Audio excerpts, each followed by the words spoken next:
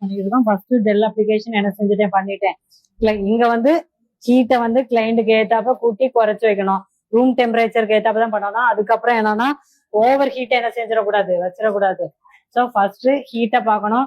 சில கிளைண்ட்டுக்கு இந்த இடத்துல ஹேர் க்ரோத் இல்லை சொல்லி நிறைய பேர் என்ன செய்யாம விட்டுருவாங்க, பண்ணாம விட்டுருவாங்க. ஸோ வந்து ஈவனாதான் ஹேண்ட் ஃபுல்லாவே என்ன செய்யணும், பண்ணணும்.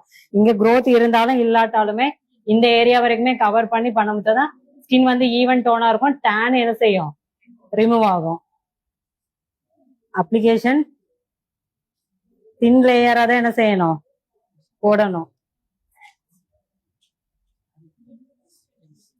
ஓவர் ஹீட்டா என்ன செஞ்சிடக்கூடாது, வச்சிடக்கூடாது.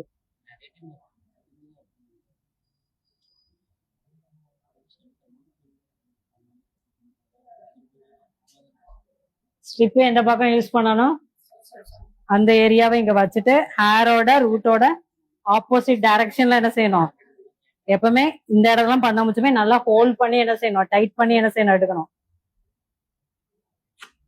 எடுக்க முடிச்சா ஒரே இதா என்ன செஞ்சிடணும், எடுக்கணும்.